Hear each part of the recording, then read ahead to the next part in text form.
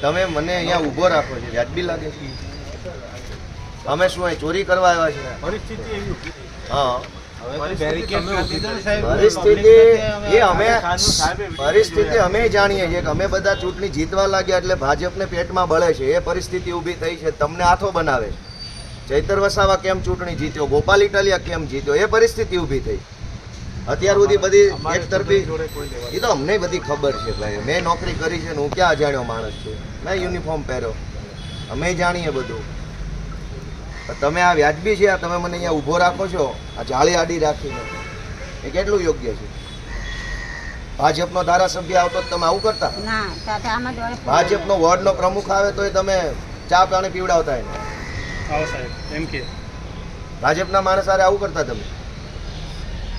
અમે આ ગુજરાતના માણસો નથી તો ક્યાં સાહેબ થઈ ગયા? થઈ ગઈ 10 મિનિટ વધી ગઈ. નહીં ભાઈ, એમાં શું ફરક પડી જવાનો? હું અંદર આવી જાઉં, શું તકલીફ છે? ભલે પ્રોસેસ ભાજપ વાળો આવે, તમારા હિંમત છે ઊભો રાખવાની? નહીં ભાઈ, ભાજપના ધારાસભ્યને ઊભો રાખવાની હિંમત છે આખા કોઈ આખા બધા અધિકારીમાં? અમારા માટે જ કાયદો બનાવ્યો. સિચ્યુએશન ભાજપ વાળા બળાત્કાર કરી જાય તો વાંધો નથી. પ્રાંતિજનો ધારાસભ્ય ગજેન્દ્ર છે, એને બળાત્કારની એફઆઈઆર થઈ છે, એરેસ્ટ નથી થઈ એની. નર્મદા પોલીસના એક કર્મચારીએ 5 કરોડ રૂપિયાનું કરી નાખ્યું. સાહેબ હજુ સુધી એમને એરેસ્ટ ક્યારે કર્યો, ક્યારે એને છોડાયેલા કોઈ પણ જાતના પુરાવા. હાલો ખોલો, હાલો.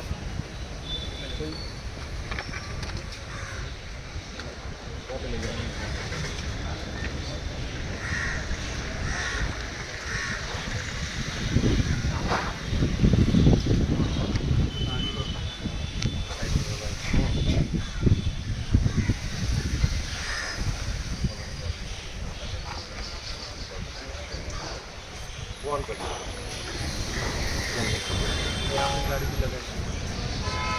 દાદુભાઈ હા